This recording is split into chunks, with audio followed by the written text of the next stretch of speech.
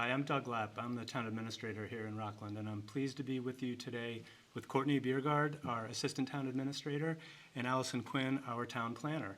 So to start, Courtney, could you give a little bit about your background and introduce yourself to the community? Yeah, absolutely. Thank you very much for having us today, Doug. I'm looking forward to having this conversation with you both. A little bit about me. Before joining the team in Rockland, I worked for the South Shore Chamber of Commerce and the South Shore Economic Development Corp for about 8 years. I was working on a lot of really interesting issues like infrastructure and housing, business development, economic development. And prior to that, I worked for a legislative organization called the National Conference of State Legislatures in Washington, D.C. And my role here really is to work with you and the Board of Selectmen and all of the different town departments to kind of serve the residents of Rockland, to be kind of on the pulse of what's happening at the state level and make sure that, you know, we are doing the best we can to serve the residents and the people who live and work here in this community. So thank you very much for having me today. I'm looking forward to talking with you both. Great. Thank you, Courtney. Allison, could you do the same and introduce yourself to the community? Sure, happy to.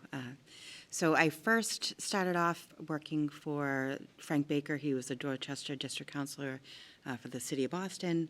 From there, I went on to work for the Boston Redevelopment Authority as a Special Projects Manager, dealing with reconciliation of all of the urban renewal projects and parcels that went on. And then I was part of a team for rezoning the city. I went on to Milton to be the assistant town planner. During my tenure there, we had like 7 or 8 massive 40B projects come through. And so I learned a lot about state regulations and the interaction of zoning there. And now I'm in Rockland. I think a lot of people don't actually understand what a planner does. Sometimes I don't always understand what a planner does, so I try. But essentially what I do is I look at some of the work that's been done in Rockland, like the Master Plan 2030, and kind of dive deep into those details to understand, like, what are the priorities around land use for Rockland? You know, what are the things that people want to preserve? Where are your open spaces? Where are your parks? Where are the spaces that are important for where people live and work and how they experience their built environment? And I'm happy to be here. Great. Thank you, Allison. And I'm so excited to have both of you on board, and I think it's especially going to be exciting to have you with this new department that you can create from scratch and see where it takes us. So we're going to focus this conversation today on the MBTA Community Zoning Bylaw Amendment that's going to be on the town meeting warrant, and our town meeting is May 6th, 2024.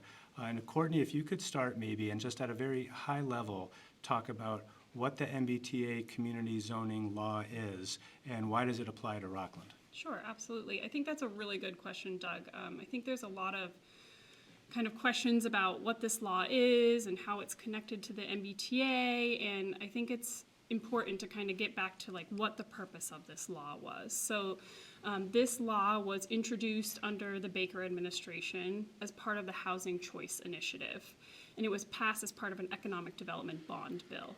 And really the purpose of the law is to encourage more housing production in the region, to encourage more housing production across the state of Massachusetts. So Rockland is not alone in this. We are one of 177 cities and towns across Massachusetts that have to comply with the MBTA Communities zoning law.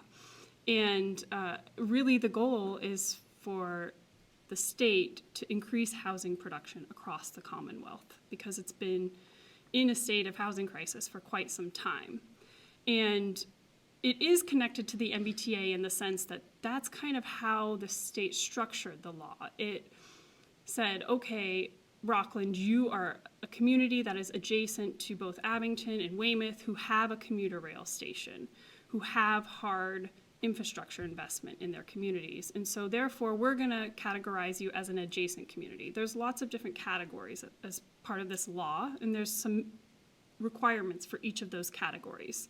And under this new law, Rockland is an adjacent community. So this really has nothing to do with our MBTA assessment or our MBTA service, or it really doesn't have anything to do with the MBTA. It really has to do with housing. Gotcha. No, that's helpful.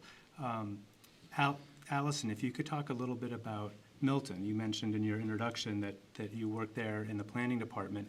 There's been a lot of press recently about how voters in Milton failed to pass the required zoning, and there's been some fallout from that. So could you talk a little bit about what you're aware of that's happened in Milton, so voters can have an understanding of what could happen in Rockland if we don't pass something that's needed here? Yeah, I'm happy to try to clear what I know up about what's going on in Milton. So Milton actually initially did have a town meeting that passed the MBTA compliance. A small group of people who are also Milton residents subsequently got enough people to sign a petition to have another town meeting. And at that second town meeting, the original vote was overturned. So they are now in non-compliance. The state immediately took action and revoked some of the grants that were, in the pipeline or had already been allocated. And so not only did they lose that funding that was already kind of awarded to them, they are now not eligible for any future awards for state funding. And there's, a myriad of grants that fall under that umbrella. To kind of compact that, Attorney General Campbell also filed a lawsuit against them. So, you look at what it's going to cost them for, not only the loss of grants that were in the pipeline, but also future grant opportunities, and add the cost of hiring an attorney to represent them in the state, there is a significant cost to Milton right now. So, and they're the only, there's been a lot of chatter about, who feels like this is, something that they should want to become compliant with. That's kind of immaterial. Like, no one likes to feel like they're being forced to be compliant with anything. But, they're the only municipality right now that I'm aware of that is in non-compliance. Abington just passed theirs, I think, this weekend. And so that's pretty significant. So you mentioned two things. There's the direct loss of funding from the state and a lawsuit from the Attorney General's office, which, in addition to whatever outcome happens, there's legal costs that the town is going to have to incur to defend itself. So that's pretty significant. I've also heard some rumors in Milton that they might even lose some of their Chapter 90 road funding from the state as well. So if that's true, that's going to be significant for them. Allison, can you talk a little bit about the process that we went through here in Rockland to develop this zoning?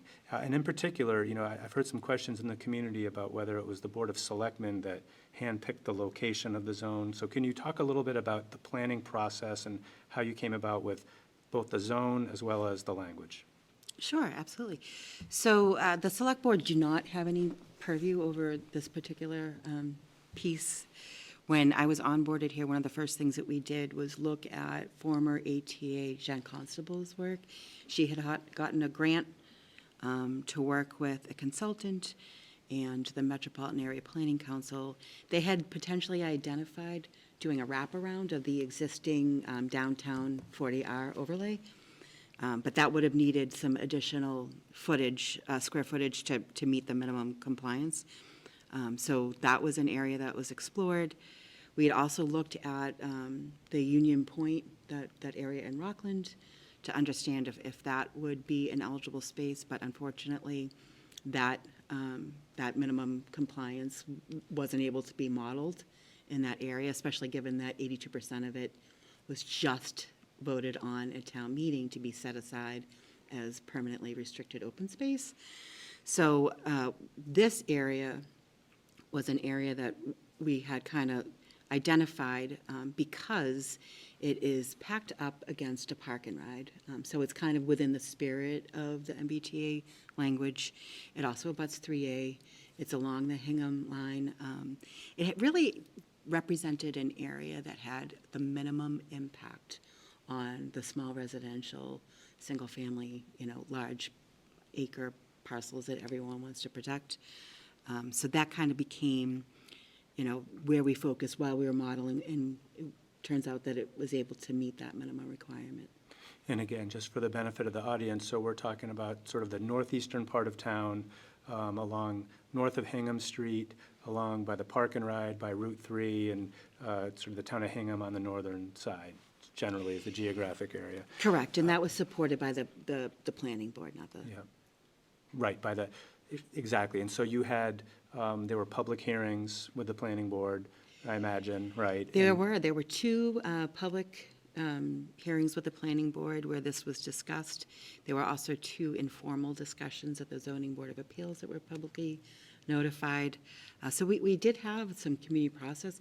Unfortunately, we didn't have a lot of participation from the public at those meetings. You know, so now on the tail end of kind of having the planning board put this forward on the warrant, we've collaborated with some other departments, and now we have several upcoming public meetings to try and engage residents so that they're aware of this initiative. That's great. Could you talk a little bit more, Allison, about the zoning, you know, the what's allowed, maybe explain what by right means and what's by right or not? If you could just maybe give a little bit more detail. Sure. So one of the compliance features of this law is that you have to have multifamily by right. And so one of the options that we were considering, or that we've put forward rather, is this idea of having mixed use. So you have the first floor as commercial, and the rest of the, you know, I think the 3 stories could be allocated for residential. We're looking at like kind of like a smart growth model here. So essentially, you know, the types of uses that we've looked at to include in the zoning were the ones that we kind of looked at for the downtown that were already in the zoning code that was passed, because it just made sense to adopt what we knew people already wanted to see. And that includes some artist live workspace, first floor retail, you know, kind of like those artisan markets, a small scale grocer. And again, these are all, you know, uses that are coming out of some kind of public-facing process that went forward.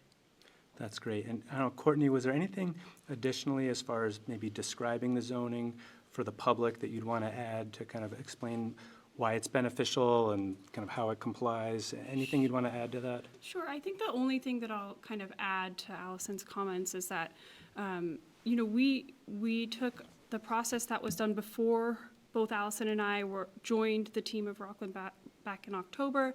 We took that process and then also kind of re-engaged in that process with the planning board, the zoning board, and made sure that like we understood what the priorities were for the community based on prior discussions. And that, you know, one of the big things that we heard from some of those conversations was just that, you know, we want to make sure that the community knows that this is zoning, right? This is not required, this does not mean we're required to build. This is zoning. This area in particular, which is right up, like you said, Doug, off of the Hingham Street corridor, on the parcels that are kind of on the northern side of Hingham Street, those parcels, they would require private sector investment in order for them to kind of create the infrastructure that's needed for this type of development there. So we are not required as the town to provide that infrastructure. This is just zoning. And so I think that that was a big piece that came out of some of those conversations was, you know, if we have to pick an area, if we have to comply, which we do, we have to comply, then we think that this area up off of Hingham Street, near the park and ride, next to the highway, really is the best spot for a district like this. That makes sense, and it's a really important distinction that we're required to have the zoning in place. We're not required to have the actual physical housing be constructed. Correct. Hopefully, it will be eventually when there's investment and infrastructure that can support it, but it's the zoning that's the requirement for now. Yep. Allison, you touched a minute ago on the fact that we had the planning board public hearing. Can you just talk a little bit about the planning board's input? Were they, you know, unanimous in support? Was there much dissension? Did they kind of direct you in a different way? Maybe just talk a little bit about the planning board's role in the process. Sure. The planning board was great. They unanimously supported this area. They, you know, they were very thoughtful and deliberate about how they approached coming to this conclusion. There were, as I stated earlier, there were a couple of other options. They had kind of winnowed down to, you know, are we going to envelope the existing downtown 40R, or are we going to focus our efforts up at the Hingham Street? And ultimately, they thought that the Hingham Street area would be the best option. And one of the things I think was the focus is they knew that this was just going to have to be zoning, didn't require development, but it also allowed a little bit more space because we really wanted to make sure that we were getting as much open space as we could in the zoning. So it's a minimum requirement of 50% open space in the zoning. So that was important. They took a lot of different people's perspectives into consideration. That's important. So can you talk a little bit about, you mentioned, one of you mentioned how, you looked at the 40R district on Union Street and you thought about Union Point, but maybe Allison, just from your professional standpoint as a land use planner, can you just explain, again, just sort of broadly, why you think this is the right area in town for this zone to be compared to just other parts of town? Sure. So, when you're thinking about a zone, the minimum zone capacity being at, I think we're at like 50 acres or, Plus or minus 10 acres. yeah, I think we're generally, I don't have it off the top of my head. For me, looking at the minimum requirements of this, the 10% affordable housing, we wanted to have this be, smart growth, so mixed use. We didn't want to have to be in conflict with any existing infrastructure. So, the 40R, we're just potentially getting our first application come forward right now. A requirement of the 40R district is that whoever is developing has to set aside at least 20 to 25% of the total project for affordability. So putting a zone right outside that only requires 10 creates a conflict between those two zonings. And the same with Union Point. We just adopted zoning that required 3 different municipalities to get it through. Trying to force this up there and having to go to town meeting again with a new vote is conflicting with our goals of what we want to do. So the area up there actually could kind of serve as its own little ecosystem where the retail commercial spaces support the residential spaces and the residential spaces support the commercial spaces. That's just zoning. We don't know if it's going to move forward, but it also allows us the opportunity to think about, what does the rest of Rockland want to look like and focus on future uses and future spaces and how people are going to use those spaces. That makes a lot of sense. And so just to translate a little bit for the public, when we talk about the 40R district, so that's a zoning district that's generally right along the Union Street corridor. And it sounds like what you were saying is that initially we were thinking that might be able to accommodate this requirement, but the more we looked into it, it wouldn't. And then I think I heard you to say is that if we essentially put this new required MBTA district right next door to it or adjacent to it, that might negatively impact and discourage development in this 40R district because of some of the different requirements. And we obviously don't want to discourage development in the 40R because we want our downtown, our Union Street to thrive. We want the state revenue that's going to come from 40R development, so we needed to look at a different area. Is that, am I getting that pretty much right? That is correct. Exactly. Right. That's great. So Courtney, we've already talked a little bit about the fact that, this housing does not have to actually get constructed for us to be in compliance with the law. We just need the zoning adopted. You already explained that. And you did touch a little bit about infrastructure. And I want to ask you to talk a little bit more about it because I know that the public is concerned about this. Yep. Again, we have infrastructure constraints in town. I think everyone in town knows we have, water and sewer capacity issues. So if you could just talk a little bit more about why, if this zoning is adopted, that's not going to further hurt our existing infrastructure. If you could just kind of reiterate that point again. I know that there are a lot of concerns in the public around infrastructure and infrastructure capacity. It's not unique to Rockland. The South Shore has a lot of water and wastewater challenges, and they're not alone in that. This law does not require municipalities to build the infrastructure. It only requires municipalities to zone. So I'm just going to keep reiterating that point because I think it's really important. We are not on the hook for infrastructure investment in that region. in that area, in that district. If a private developer wants to develop under this new zoning district, then they are responsible for the costs of those infrastructure improvements that would need to be made in order to accommodate that type of development there. So it wouldn't put a strain on our existing water, and it wouldn't put a strain on our existing sewer capacity, because we don't have a need to give. They would have to go through the same process that any other project in the town of Rockland would have to go through, and there is no availability right now. So that's really, really important for our residents to know, is that we, the town of Rockland, are not responsible for the infrastructure investment to support this particular zoning change. We're just responsible for the zoning change. That's very clear. That really answers that question. And I imagine it's also possible that if there are development opportunities in the future, a developer might want to get on a list at Water and Sewer, and at some point in time, they might actually contribute funding that could help with the problem and help invest in our infrastructure that would benefit both their development as well as the community at large. So, but that's great. You very clearly answered that. Allison, this is a very straightforward question, but it's been asked before, so I really think we need to say it on camera for the public. And I want to say it as simply as possible, or ask the question as simply as possible. Does this zoning for the MBTA community law, does this zoning have anything to do with Union Point or the Shingle Mill 40B project? No, not remotely. They are not at all, no, I don't know, can I just say it again? No, I don't know how to. That answers the Nope, that's it. question, and it needed to be asked and answered. No, there is no connection. Right.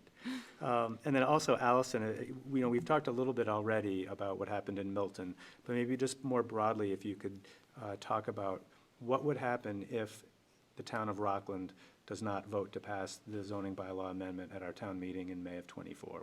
What could likely happen to Rockland? Well, you'll be in non-compliance. My understanding is adjacent communities have until December of this year to become compliant. So you'd have to, we'd be back at the drawing board again, and we'd have to have a special town meeting to pass. If we're still not compliant by our deadline, there will be, significant implications. You will lose your grant funding, and I know that we have some Complete Streets Yep. grants already in the pipeline for Absolutely. some pretty big numbers. And I think those are important projects for the community, and we will lose them, and then we will have to hire an attorney. Yeah, and I can speak to that a little bit more if Please, that's helpful. please. I think that is one of the other main points that I want the residents of Rockland to understand, is that if we do not comply with this law, then we will lose, one, funding, but also a lot of momentum that is behind a lot of the projects that are already underway. There's a lot of projects that are already underway along Hingham Street, along VFW, along this Union Street corridor. They're all community planning grants that have we're kind of like mid-process, and we would lose, one, all that momentum that we've already built prior really to Allison and I joining. We would lose all that momentum because we wouldn't have the grants that were connected. We would lose those immediately. Then, as Allison said, we'd have to go back to the drawing board to figure out how do we become compliant. And we wouldn't be able to tap into any resources at the state level to help us with that compliance modeling because we've voted against being compliant. And, I've been talking a lot with some of the department heads about kind of how this, what kinds of funding are they receiving as part of kind of this compliance. It's not really part of the compliance model, but what kinds of funding do they receive that could be impacted? And, there's some work down on North Ave. I know that's been kind of in the works for a long time. That's kind of on the table, that's almost $800,000. There's, as Allison mentioned, a $14 million project that's kind of like in the pipeline. Those are big projects that kind of help us to meet some of the longer term goals of the residents of Rockland that have been identified in lots of different public community processes. And taking those funds out of the equation will be truly detrimental to Rockland. We don't have a way to replace those. we don't have, like you mentioned, water or sewer capacity, so we can't actually invite more development investment to replace those grants. So that it's really, really important for us as a community to become compliant, simply for the fact that it will allow us to continue to secure state funding to help us to kind of build towards the broader goals of the town of Rockland. And I think that that's really important in this conversation. Those are great answers. That's really important. And I think what you're probably referring to with the $14 million grant is the VFW Drive Yep. project. And just for the community, so they're aware, we're on the state's, it's a TIP list, the Transportation Improvement Program, through the Mass Department of Transportation. And we're in the design phase now, but once we continue to work our way up that list and get it fully designed, the state would pay for 100% of construction, and not just repaving the road, but all the structures, drainage underneath, sidewalks, curbing, Right. landscaping, pedestrian, bike paths, and that's a roughly $14 million construction project, and we'd lose all that funding if this doesn't pass, as well as all the other types I of grant think one of the funding. really important parts about the VFW Drive project is that it puts certain infrastructure in place that connects one place to the next. It creates places for the residents of Rockland to be connected to. So like right now, you cannot walk on VFW Drive. But once this project is underway, once we do build it out, once they do put a shared path and a sidewalk, and they widen the road, and they do all these improvements to that corridor, it becomes more connected to Union Street, right? It becomes more of a place for people to experience. And that's really kind of our ultimate goal in some of these public planning processes and some of these different zoning processes, is to create places for the residents of Rockland to experience. That's our goal. That makes sense, and obviously, infrastructure like roads and drainage and landscaping and sidewalks is very expensive these days, and we don't want to turn down the opportunity for a $14 million state grant to get that work done. So the point of this sort of digression was highlighting just one example of what we could lose if we don't pass this required zoning and stay in compliance. So that's important. So Courtney, as we kind of wrap this up a little bit, can you talk a little bit about some of the community outreach and engagement that you guys have already done, and what else you're going to be doing as far as outreach? And maybe talk a little bit about where people can go if they have questions about the zoning. Absolutely, that's actually a really great question. So Allison talked a little bit about her working with the planning board and working with the zoning board on kind of like identifying the area. We're spending most of the month of April kind of holding a number of community meetings. I think we have 7 scheduled.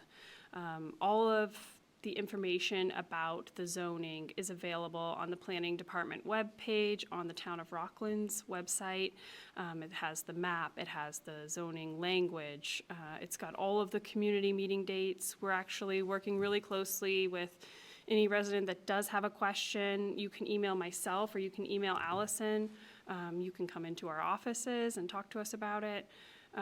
We are creating a resident question and answer document on the website, on the planning department webpage, and it will have any questions that come in from a resident and answers to those questions, because we understand that, change is difficult, and we understand that this is a hard law to kind of understand. It was hard for us to understand, and at the same time, we know that compliance is necessary. So we want to make sure that we're accessible and responsive to residents and make sure that their answers to their questions, that we answer their questions, honestly. And so therefore, we're trying to put as much information out there on the website and make sure that we communicate via Facebook, kind of when you can come to these community meetings. I just put a post out today, and we hope to see residents at these moving forward throughout the month of April. That's great. Thank you, Courtney.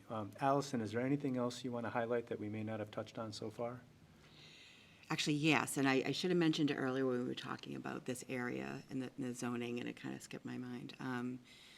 This area that we have identified and we've put forward for the proposed zoning compliance is already developed.